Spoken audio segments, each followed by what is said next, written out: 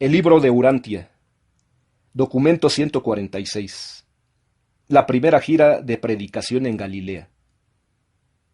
La primera gira de predicación pública en Galilea comenzó el domingo 18 de enero del año 28 después de Jesucristo, y prosiguió aproximadamente por 2 meses, finalizando con el retorno a Capernaum el 17 de marzo. En esta gira, Jesús y los 12 apóstoles, con la asistencia de los exapóstoles de Juan, predicaron el Evangelio y bautizaron a los creyentes en Rimón, Jotapata, Ramá, Zabulón, Irón, Guiscala, Corazín, Madón, Caná, Naín y Endor. En estas ciudades se detuvieron para enseñar, mientras que en muchas otras de las ciudades más pequeñas proclamaron el Evangelio del reino mientras pasaban por estas. Fue esta la primera vez cuando Jesús permitió a sus asociados predicar sin restricciones. Durante el curso de esta gira, les llamó la atención en 3 ocasiones solamente. Les advirtió que se mantuvieran lejos de Nazaret y que fueran discretos al pasar por Capernaum y Tiberias. Fue fuente de gran satisfacción para los apóstoles tener por fin la libertad de predicar y enseñar sin restricciones, y se volcaron con gran entusiasmo y gozo a la tarea de predicar el Evangelio, ministrando a los enfermos y bautizando a los creyentes. 1. La predicación en Rimón. La pequeña ciudad de Rimón estuvo una vez dedicada a la adoración de un dios babilónico del aire, Ramán. Los rimonitas aún conservaban muchas creencias basadas en las antiguas enseñanzas babilónicas y las posteriores zoroastras.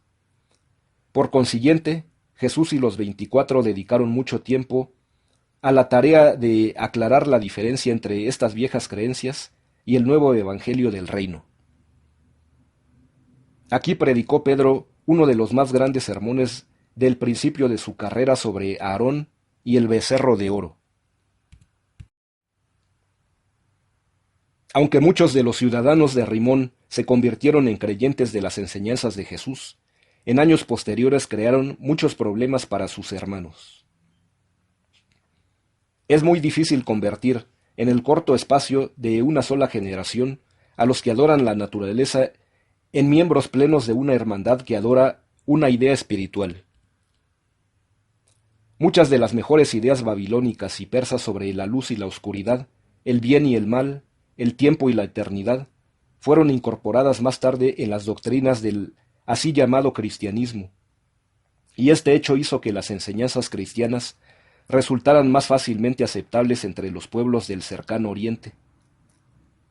Del mismo modo, la incorporación de muchas de las teorías de Platón sobre el espíritu ideal, o modelos invisibles de todas las cosas visibles y materiales, adaptadas más tarde por Filón a la teología hebrea, hizo que las enseñanzas cristianas de Pablo fueran aceptadas más fácilmente entre los griegos occidentales. Fue aquí en Rimón donde Todán oyó hablar por primera vez del Evangelio del Reino. Más tarde llevaría este mensaje hasta la Mesopotamia y mucho más allá. Él se contó entre los primeros predicadores que llevaron la buena nueva a los que moraban más allá del Éufrates.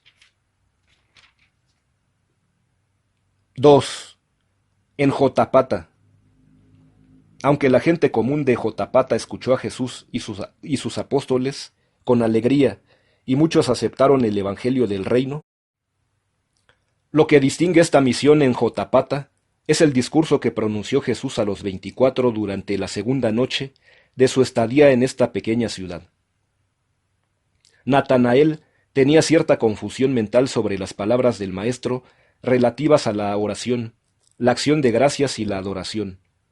Y en respuesta a su pregunta, Jesús habló largamente ampliando y explicando sus enseñanzas.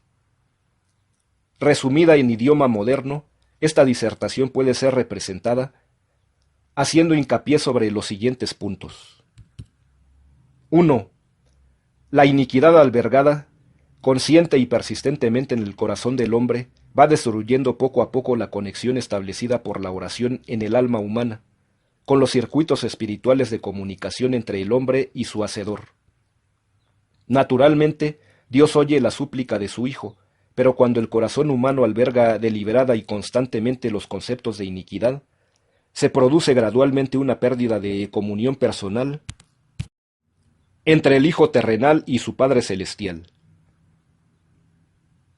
2. La oración en desacuerdo con las leyes de Dios conocidas y establecidas es abominable para las deidades del paraíso. Si un hombre no escucha a los dioses cuando habla a su creación en las leyes del espíritu, de la mente y de la materia, tal acto de desprecio deliberado y consciente de la criatura hace que las personalidades del espíritu ya no presten oído a las súplicas personales de tales mortales desobedientes y sin ley. Jesús citó a sus apóstoles las palabras del profeta Zacarías. Pero se negaron a escuchar, volvieron la espalda y taparon sus oídos para no oír. Sí, endurecieron su corazón como una piedra, para no oír mi ley, y las palabras que enviaba por mi espíritu por medio de los profetas. Por los resultados de sus malos pensamientos, vinieron con gran enojo sobre sus cabezas culpables. Y aconteció que clamaron por misericordia, pero nadie les escuchó. Y luego Jesús citó el refrán del hombre sabio que dijo: el que aparta su oído para no oír la ley divina, aún su oración será abominable. 3. Al abrir los mortales el terminal humano del canal de comunicación entre Dios y el hombre, la corriente constante del ministerio divino a las criaturas de los mundos se hace inmediatamente disponible. Cuando el hombre escucha las palabras del Espíritu de Dios dentro del corazón humano, existe inherente a esta experiencia el hecho de que Dios escucha simultáneamente la súplica del hombre. Aún el perdón de los pecados también opera en esta misma forma infalible. El Padre en el cielo te ha perdonado aún antes de que hayas pensado en pedírselo. Pero dicho perdón no es asequible en tu experiencia religiosa personal hasta tanto no perdones tú a tus semejantes. El perdón de Dios como hecho no depende de que perdones a tus semejantes, pero en experiencia depende en forma precisa de este factor. Y este hecho de la sincronía del perdón divino y humano fue así reconocido y vinculado en la oración que Jesús enseñó a los apóstoles. 4.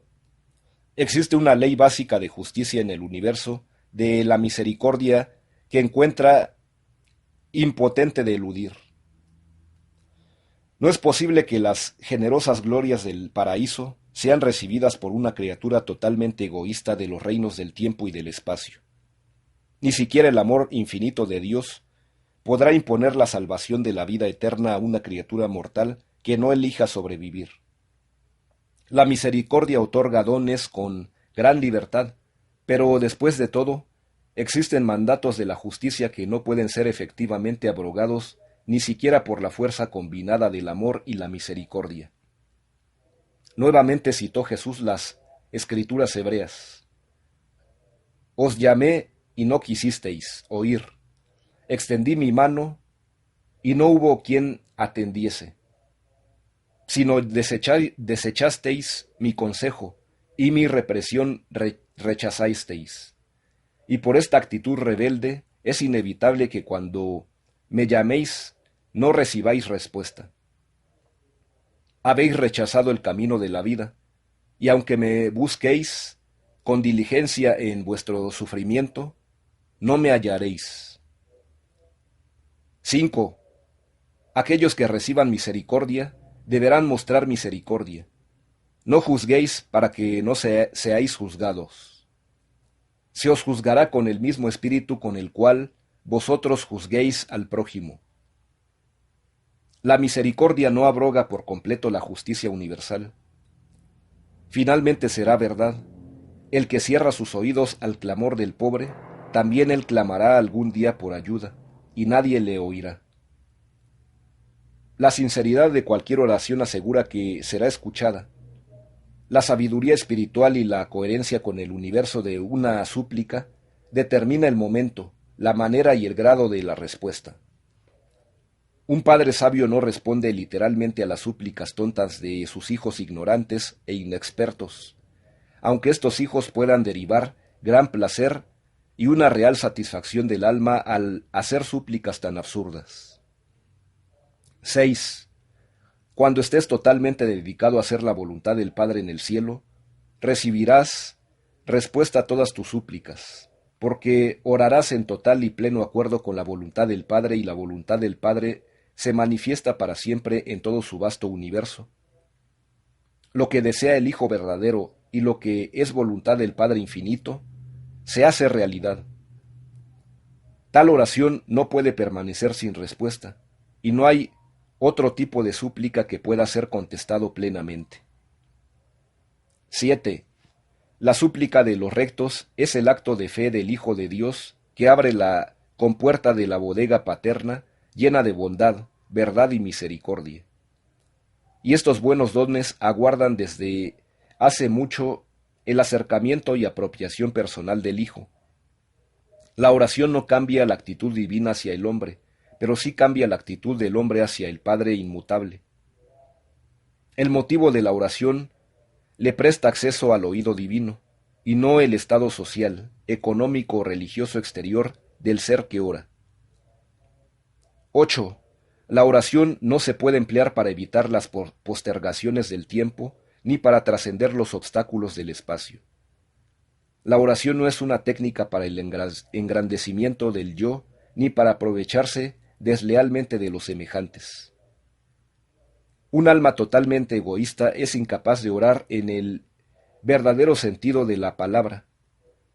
Dijo Jesús, que tu supremo regocijo sea para el carácter de Dios, y Él con toda seguridad te otorgará los sinceros deseos de tu corazón. Dedica tu camino al Señor, confía en Él y Él actuará.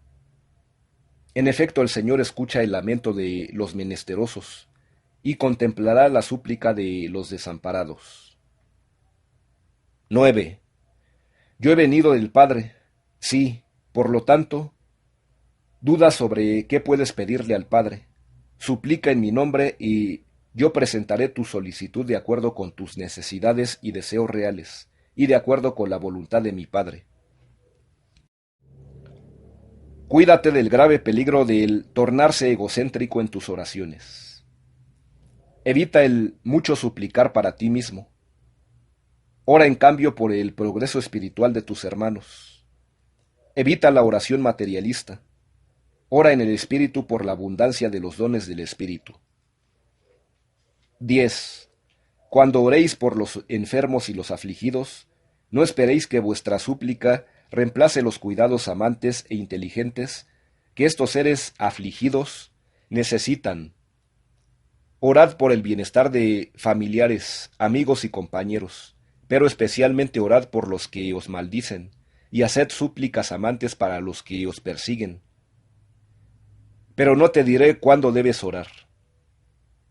Solo el Espíritu que habita dentro de ti te puede instar a que pronuncies las súplicas que mejor expresen tu relación íntima con el Padre de los Espíritus. 11. Muchos recurren a la oración solo cuando están atribulados. Es una práctica engañosa e irreflexiva. Sí, haces bien en orar cuando algo te aflige, pero también debes, como un hijo, hablar con el Padre cuando tu alma está serena. Que todas tus súplicas sinceras sean siempre en secreto. No permitas que los hombres escuchen tus oraciones personales. Las oraciones en expresión de la gratitud son apropiadas para los grupos de adoradores, pero la oración del alma es un asunto personal. No hay sino una sola forma de oración que es apropiada para todos los hijos de Dios, y esa es, a pesar de todo, se hará la voluntad tuya. 12. Todos los que creen en este Evangelio deben orar sinceramente por la expansión del reino del cielo. De todas las oraciones contenidas en las Escrituras hebreas, él comentó favorablemente sobre la siguiente súplica del salmista. Crea en mí, oh Dios, un corazón limpio, y renueva un espíritu recto dentro de mí. Purifícame de todos los pecados secretos, y protégeme de las transgresiones presuntuosas. Jesús habló largo y tendido sobre la vinculación del rezo con un lenguaje ligero y ofensivo, citando: «Oh Señor, pon guardia ante mi boca, y guarda la puerta de mis labios».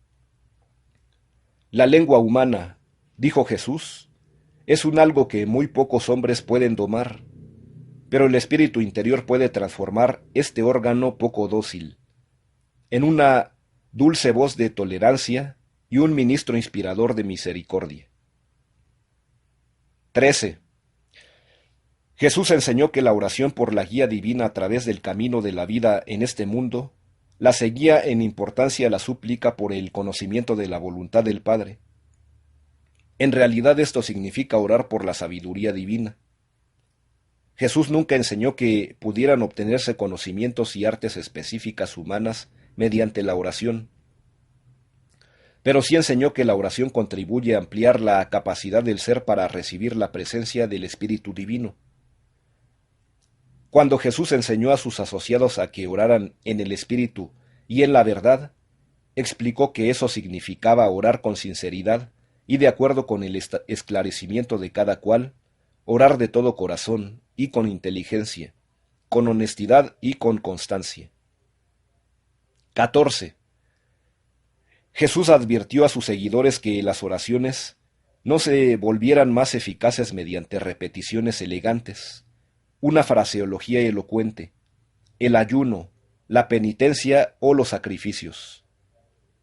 Exhortó a sus creyentes a que emplearan la oración como medio para llegar a la verdadera adoración mediante la acción de gracias.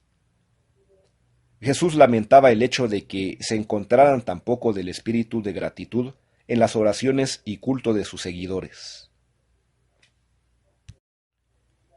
Citó en esta ocasión de las Escrituras diciendo: «Bueno es dar gracias al Señor y cantar alabanzas al nombre del Altísimo, anunciar por la mañana su compasión amante y su fidelidad cada noche, porque Dios me ha dado la dicha con su obra.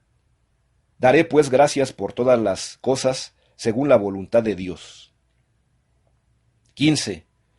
Luego Jesús dijo: «No estéis constantemente con ansiedad excesiva en cuanto a tus necesidades diarias. No os atribules por los problemas de tu existencia terrestre. En todas estas cosas, orando y suplicando con un espíritu sincero de gratitud, despliega tus necesidades ante los ojos de tu Padre para que está en el cielo». Citó luego las Escrituras: «Alabaré yo el nombre de Dios con cántico, y lo engrandeceré con gratitud. Y agradará al Señor más que sacrificio de buey, o becerro con cuernos y pezuñas».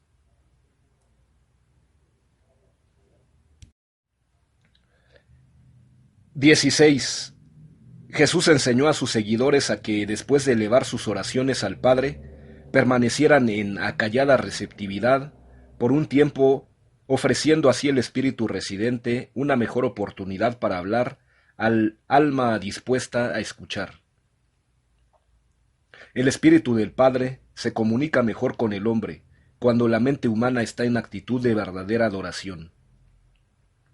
Adoramos a Dios con ayuda del espíritu residente del Padre y por el esclarecimiento de la mente humana mediante el ministerio de la verdad. La adoración, enseñó Jesús, lo hace a uno cada vez más semejante al ser que está adorando. La adoración es una experiencia transformadora por medio de la cual lo finito se va gradualmente acercando hasta finalmente alcanzar la presencia de lo infinito. Y muchas otras verdades dijo Jesús a sus apóstoles sobre la comunión del hombre con Dios. Pero no muchos de ellos fueron capaces de abarcar plenamente sus enseñanzas. 3. La parada en Ramá. En Ramá Jesús tuvo esa memorable conversación con el anciano filósofo griego que enseñaba que la ciencia y la filosofía bastaban para satisfacer las necesidades de la experiencia humana. Jesús escuchó con paciencia y simpatía a este maestro griego, aceptando la verdad de muchas cosas que decía, pero indicando una vez que había terminado que no había logrado explicar en su conversación sobre la existencia humana el de dónde, por qué y a dónde. Y agregó, allí donde terminas tú, nosotros comenzamos. La religión es una revelación al alma humana que se refiere a las realidades espirituales que la mente por sí sola jamás podría descubrir ni desentrañar completamente. El esfuerzo intelectual puede revelar los hechos de la vida, pero el Evangelio del Reino da a conocer las verdades del ser. Tú has hablado de las sombras materiales de la verdad. ¿Quieres ahora escuchar mientras yo expongo las realidades eternas y espirituales que arrojan estas sombras transitorias temporales de los hechos materiales y de la existencia mortal? Durante más de una hora, Jesús enseñó a este griego las verdades salvadoras del Evangelio del Reino. El anciano filósofo era sensible a la forma de encarar las cosas del Maestro, y su corazón era sinceramente honesto. Así pues creyó rápidamente en este Evangelio de salvación. Los apóstoles estaban un tanto desconcertados al ver que Jesús parecía concordar abiertamente con muchas de las propuestas del griego. Pero Jesús más tarde les dijo en privado, «Hijos míos, no os sorprendáis de mi tolerancia por la filosofía del griego. La auténtica y genuina certidumbre interior nada teme del análisis exterior, ni resiente la verdad de la crítica honesta. No olvidéis que la intolerancia es la máscara que oculta secretas incertidumbres sobre la verdad de las creencias de uno. Ningún hombre nunca se molesta por la actitud de su prójimo. Si tiene absoluta confianza en la verdad de lo que cree, de todo corazón. El coraje es confianza en la total honestidad de lo que profesamos creer. Los hombres sinceros no temen el examen crítico de sus convicciones firmes e ideales nobles. La segunda noche en Ramá, Tomás hizo a Jesús esta pregunta. Maestro, ¿cómo puede un nuevo creyente de tus enseñanzas realmente saber, estar realmente seguro sobre la verdad de este Evangelio del Reino? Le dijo Jesús a Tomás, tu seguridad de haber entrado en la familia del reino del Padre y de sobrevivir eternamente con los hijos del reino es plenamente un asunto de experiencia personal. La fe en la palabra de la verdad. La seguridad espiritual equivale a tu experiencia religiosa personal en las realidades eternas de la verdad divina, y es de esta manera igual a tu comprensión inteligente de las realidades de la verdad, más tu fe espiritual y menos tus deudas honestas. El Hijo está por naturaleza dotado de la vida del Padre. Puesto que estáis dotados del Espíritu viviente del Padre, sois hijos de Dios. Sobrevivís a vuestra vida en el mundo material de la carne, porque estáis identificados con el Espíritu viviente del Padre, el don de la vida eterna. Muchos, en verdad, ya tenían esta vida antes de que yo viniera del Padre, y muchos más recibieron este Espíritu porque creyeron en mis palabras. Pero yo os declaro que cuando vuelva al Padre, Él enviará su Espíritu al corazón de todos los hombres. Aunque no podáis observar la obra del Espíritu Divino en vuestra mente, existe un método práctico que os permite determinar hasta qué punto habéis puesto el control de los poderes de vuestra alma al servicio de las enseñanzas y dirección de este Espíritu residente del Padre Celestial, y ese es la magnitud de vuestro amor al prójimo. Este Espíritu del Padre comparte el amor del Padre, y a medida que va dominando al hombre, lo conduce infaliblemente en la dirección de la adoración divina y del amor y respeto por los semejantes. Al principio, creéis que sois hijos de Dios porque mis enseñanzas os permiten apercibiros de la presencia guiadora de nuestro Padre en nuestro corazón. Pero pronto se derramará sobre toda la carne el Espíritu de la verdad, y vivirá entre los hombres, y les enseñará, así como yo ahora vivo entre vosotros. Y os hablo las palabras de la verdad. Y este Espíritu de la verdad, que habla por las dotes espirituales de vuestra alma, os ayudará a conocer que sois los hijos de Dios. Prestará testimonio infalible mediante la presencia residente del Padre, vuestro Espíritu, que para entonces residirá en todos los hombres, así como ahora reside en algunos, diciéndoos que sois en realidad hijos de Dios. Todo hijo terrenal que siga la dirección de este Espíritu finalmente conocerá la voluntad de Dios, y el que se someta a la voluntad de mi Padre vivirá para siempre. No se os ha aclarado el camino que conduce de la vida terrestre al estado eterno, pero hay un camino, siempre lo ha habido y lo he venido para hacer nuevo, y vivo ese camino. El que entra en el reino ya tiene vida eterna, jamás perecerá. Pero mucho de esto comprenderéis mejor cuando haya regresado a mi Padre, y podéis visualizar vuestras experiencias corrientes respectivamente. Y todos los que escucharon estas palabras benditas se llenaron de regocijo. Las enseñanzas judías sobre la supervivencia de los rectos eran confusas e inciertas, y resultaba para los seguidores de Jesús refrescante e inspirador escuchar estas palabras tan definidas y positivas que aseguraban la supervivencia eterna de todos los creyentes sinceros. Los apóstoles continuaron predicando y bautizando a los creyentes, manteniendo al mismo tiempo la práctica de ir de casa en casa, consolando a los deprimidos y ministrando a los dolientes y afligidos. La organización apostólica se había ampliado en el sentido de que cada uno de los apóstoles de Jesús contaba ahora con uno de los asociados de Juan. Abner estaba asociado con Andrés, y este sistema se mantuvo hasta que fueron a Jerusalén para la siguiente Pascua. La instrucción especial dada por Jesús durante la estadía en Zabulón se refirió especialmente a conversaciones ulteriores sobre las obligaciones mutuas del reino y comprendió explicaciones aclaratorias de las diferencias entre la experiencia religiosa personal y la amistad en las obligaciones religiosas sociales. Fue esta una de las pocas veces en que el maestro discurrió sobre los aspectos sociales de la religión. A lo largo de toda su vida en la tierra, Jesús impartió a sus seguidores muy pocas instrucciones sobre la socialización de la religión. En Zabulón el pueblo era de raza mezclada, ni judía ni gentil, y pocos entre ellos de veras creyeron en Jesús, a pesar de que habían oído sobre la curación de los enfermos en Capernaum. 4. El Evangelio en Irón. En Irón, al igual que en muchas otras de las ciudades aún más pequeñas de Galilea y Judea, había una sinagoga, y durante los primeros tiempos del ministerio de Jesús, era su costumbre hablar de estas sinagogas los sábados. A veces hablaba durante el oficio matutino, mientras que Pedro u otro de los apóstoles predicaba por la tarde.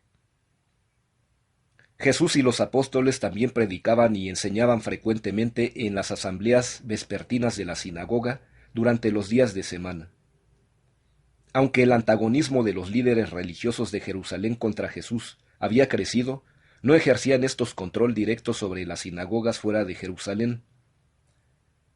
Solo mucho más tarde, en el ministerio público de Jesús, consiguieron ellos crear tan extenso sentimiento en contra de él, que prácticamente todas las sinagogas cerraron sus puertas a sus enseñanzas. Pero en este momento todas las sinagogas de Galilea y Judea estaban abiertas a él. Irón era un centro minero importante para ese entonces, y puesto que Jesús no había compartido jamás la vida de un ministerio, pasó la mayor parte de su estadía en Irón, en las minas. Mientras los apóstoles visitaban los hogares y predicaban en los lugares públicos, Jesús trabajó en las minas con estos obreros subterráneos. La fama de Jesús como curador se había divulgado hasta esta remota aldea, y muchos enfermos y afligidos buscaron la ayuda de sus manos, y muchos se beneficiaron por su ministerio curador. Pero el maestro no hizo allí los llamados milagros en ninguno de estos casos, excepto en el del leproso. Al finalizar la tarde del tercer día en Irón, camino de regreso de las minas, pasó Jesús por casualidad por una angosta calle lateral en dirección a su hospedaje. Se acercaba a la estadía, a la escuálida choza de cierto leproso. Cuando éste, conociendo la fama sanadora de Jesús, se atrevió a acercársele cuando pasaba por su puerta, diciendo, mientras se arrodillaba ante él, «Señor, si tan solo quisieras, podrías hacerme limpio. Escuché el mensaje de tus instructores y querría entrar al reino si pudieras hacerme limpio». Así habló el leproso, porque entre los judíos los leprosos no podían concurrir a la sinagoga ni participar de otra manera en la adoración pública. Este hombre creía realmente que no se le aceptaría en el reino venidero a menos que curara su lepra. Y cuando Jesús vio su aflicción y oyó sus palabras de fe perseverante, se conmovió su corazón humano, y la mente divina se llenó de compasión. Mientras Jesús lo contemplaba, el hombre cayó de bruces y adoró. Entonces tendió el maestro la mano, y tocándolo dijo, «Lo quiero, quedas limpio». Y el enfermo sanó de inmediato. La lepra no más le afligía. Jesús lo ayudó a incorporarse, luego le advirtió, «No hables con nadie de esta curación, más bien vete y ocúpate tranquilamente de atender tus asuntos. Preséntate ante el sacerdote y ofrece los sacrificios mandados por Moisés en testimonio de tu limpieza». Pero este hombre no cumplió con las instrucciones de Jesús. Corrió en camino por las calles de la aldea proclamando que Jesús le había curado de la lepra, y puesto que todos lo conocían, pudieron ver claramente que estaba limpio de su enfermedad. No fue a donde los sacerdotes como Jesús le había exhortado. Tanto se corrió la voz de esta nueva curación por el relato de este hombre que el maestro estuvo tan asediado por los enfermos que se vio forzado a levantarse temprano la mañana siguiente y partir de la aldea. Aunque no volvió Jesús a esa ciudad, permaneció en las afueras por 2 días, cerca de las minas, enseñando el evangelio del reino a los mineros creyentes. Esta limpieza del leproso fue el primero de los así llamados milagros de Jesús, que hubiera realizado intencional y deliberadamente hasta ese momento. Era un caso auténtico de lepra. Desde Irón fueron a Guiscala, pasando allí 2 días en la proclamación del Evangelio, y luego pasaron a Corazín, donde estuvieron casi una semana predicando la buena nueva. Pero no consiguieron ganar muchos creyentes para el reino en Corazín. Nunca había tropezado Jesús con un rechazo tan general de su mensaje en el curso de sus enseñanzas. La estadía en Corazín fue muy deprimente para la mayoría de los apóstoles, y Andrés y Abner tuvieron dificultades para conseguir que sus asociados no perdieran la valentía. Así pues, pasando silenciosamente por Capernaum, fueron a la aldea de Madón, donde no tuvieron mucho más éxito. Prevalecía en la mente de la mayoría de los apóstoles la idea de que no habían logrado éxito en estas ciudades recientemente visitadas porque Jesús insistía que, en sus enseñanzas y predicaciones, no debían referirse a él como curador de enfermos. ¿Cómo deseaba que limpiara a otro leproso o manifestara alguna otra manera de poder para atraer la atención de la gente? Pero el maestro se mantuvo impertérrito ante sus ruegos sinceros. 5. De vuelta en Caná. El grupo apostólico se alegró mucho cuando Jesús anunció: «Mañana vamos a Caná». Sabían que en Caná tendrían un público comprensivo, porque Jesús era muy conocido allí. Estaban trabajando bien en su obra de atraer a las gentes al reino, cuando al tercer día llegó a Caná cierto ciudadano prominente de Capernaum, llamado Tito, que creía a medias, y cuyo hijo estaba gravemente enfermo. Oyó que Jesús estaba en Caná, y deprisa fue a verlo. Los creyentes de Capernaum pensaban que Jesús podía curar cualquier enfermedad. Cuando este noble ubicó a Jesús en Caná, le suplicó que se apresurara camino a Capernaum para curar a su hijo afligido. Mientras los apóstoles lo rodeaban, anhelantes de esperanza, Jesús, contemplando al padre del muchacho enfermo, dijo: ¿Cuánta paciencia debo teneros? El poder de Dios está en vuestro medio, pero si vosotros no veis signos de milagros ni contempláis maravillas, os negáis a creer. Pero el noble hombre le encareció a Jesús: Señor mío, yo sí creo, pero ven a donde mi hijo que se está muriendo, porque cuando le dejé ya estaba a punto de perecer. Y después de inclinar Jesús la cabeza por un momento en meditación silenciosa, repentinamente habló: Vuelve a tu hogar, tu hijo vive. Tito creyó en las palabras de Jesús y deprisa se encaminó de vuelta a Capernaum. Mientras caminaba, sus siervos salieron a su encuentro diciendo: Regocíjate, pues tu hijo está mejor. Vive. Tito les preguntó a qué hora había empezado la mejoría del muchacho, y cuando los siervos respondieron: Ayer, alrededor de la hora séptima, bajó la fiebre. El padre recordó, pues, que alrededor de esa hora le había dicho Jesús: Tu hijo vivirá. De allí en adelante, Tito creyó de todo corazón, y su familia entera también creyó. Este hijo llegó a ser un poderoso ministro del reino, y más tarde inmoló su vida con los que sufrían en Roma. Aunque todos los familiares de Tito, sus amigos y aun los apóstoles consideraron este episodio un milagro, no lo fue. Por lo menos no fue un milagro de curación de una enfermedad física. Fue simplemente un caso de preconocimiento de los procesos de la ley natural, el tipo de conocimiento previo al cual Jesús recurrió frecuentemente después de su bautismo. Nuevamente tuvo Jesús que salir apresuradamente de Caná debido a la excesiva atención atraída por el segundo episodio de este tipo ocurrido durante su ministerio en esta aldea. Los habitantes de la ciudad recordaban el asunto del agua y el vino, y ahora decían que habían curado a distancia al hijo del noble.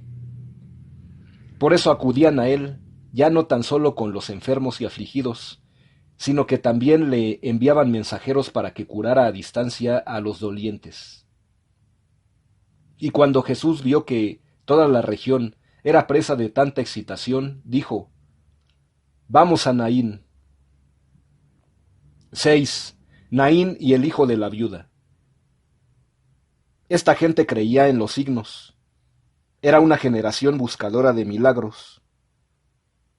Ya por esta época el pueblo de la Galilea central y meridional asociaba a Jesús y su ministerio personal con actitudes milagrosas.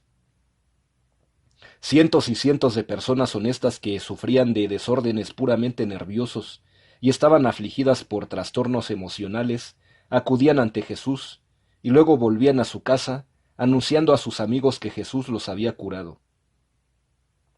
Y estos casos de curación mental eran considerados por estos seres de mente simple como curaciones físicas, curas milagrosas. Cuando Jesús se alejó de Caná en dirección a Naín, lo siguió una gran multitud de creyentes y curiosos. Estaban decididos a presenciar milagros y maravillas, y no estaban dispuestos a ser desilusionados. Al acercarse Jesús y sus apóstoles a las puertas de la ciudad, se toparon con una procesión fúnebre que se dirigía al cementerio cercano y que llevaban al hijo único de una madre viuda de Naín. Esta mujer era muy respetada, y la multitud de la gente de la aldea seguía la procesión fúnebre de este muchacho supuestamente muerto. Cuando la procesión fúnebre llegó a donde Jesús y sus seguidores, la viuda y sus amigos reconocieron al Maestro y le suplicaron que volviera el hijo a la viuda. Tal punto había llegado su expectativa de milagros que creían que Jesús podía curar cualquier enfermedad humana. ¿Y por qué no podría semejante sanador levantar a los muertos? Así pues, importunado, Jesús se adelantó y, levantando la tapa del ataúd, examinó al muchacho. Descubrió así que el joven no estaba verdaderamente muerto, y percibió la tragedia que su presencia podía evitar. Por eso se dirigió a la madre y le dijo: «No llores, tu hijo no está muerto, está dormido y volverá a tus brazos». Y tomando al joven de la mano le dijo: «Despiértate y levántate». Y el joven supuestamente muerto se levantó y comenzó a hablar. Y Jesús los envió de vuelta a sus hogares. En vano intentó Jesús sosegar a la multitud. En vano intentó explicarles que el muchacho no estaba muerto, que él no lo había devuelto a la vida. No hubo caso. La multitud que le seguía y toda la aldea de Naín había llegado al máximo nivel de frenesí emocional. Muchos estaban dominados por el temor, otros por el pánico, mientras otros caían de rodillas para rezar y llorar por sus pecados. Fue imposible dispersar a la clamorosa multitud hasta mucho después de la caída de la noche. Naturalmente, a pesar de que Jesús les había dicho que el muchacho no estaba muerto, todos insistían que se había producido un milagro, que aún había levantado a un muerto. Aunque Jesús les dijo que el muchacho había caído simplemente en un sueño profundo, explicaron que esa era la forma de expresarse de Jesús, y llamaron la atención sobre el hecho de que él simplemente trataba de ocultar sus milagros con gran modestia. Así pues se corrió la nueva por toda la Galilea y Judea de que Jesús había rescatado de la muerte al hijo de la viuda. Y muchos de los que oyeron este relato creyeron que era verídico. Jesús jamás pudo convencer plenamente, ni siquiera a sus apóstoles, de que el hijo de la viuda no estaba realmente muerto, cuando le ordenó que se despertara y se levantara. Pero sí los impresionó, bastante para tener por efecto de que no incluyeron este episodio en las narraciones subsiguientes, excepto Lucas, que narró este episodio tal como le fuera relatado. Otra vez fue tan asediado Jesús por sus virtudes médicas que partió al día siguiente temprano camino a Endor. 7. En Endor. En Endor Jesús escapó por unos días de las multitudes clamorosas en búsqueda de curación física. Durante su estadía en este lugar, el maestro rememoreó para instrucción de sus apóstoles la historia del rey Saúl y la bruja de Endor. Jesús les dijo claramente a sus apóstoles que los seres intermedios rebeldes y descarriados que a menudo habían asumido la personalidad de supuestos espíritus de los muertos, serían puestos prontos bajo control para que no pudieran volver a hacer cosas extrañas. Les dijo a sus apóstoles que cuando volviera junto al Padre y se derramara el espíritu sobre la carne, ya no podrían estos seres semiespirituales, así llamados espíritus impuros, poseer entre los mortales a los de mente débil y a los de mente perversa. Jesús explicó además a sus apóstoles que los espíritus de los seres humanos muertos no vuelven a su mundo original para comunicarse con sus semejantes vivos. Solo después de haber pasado una época dispensacional, podría el espíritu en progreso de un hombre mortal volver a la tierra, y aún entonces solo en casos excepcionales y como parte de la administración espiritual del planeta. Después de descansar 2 días, Jesús dijo a sus apóstoles: «Mañana volveremos a Capernaum para estar allí y enseñar mientras se tranquiliza la campiña. Allí en mi tierra ya se habrán recobrado un poco de tanto frenesí».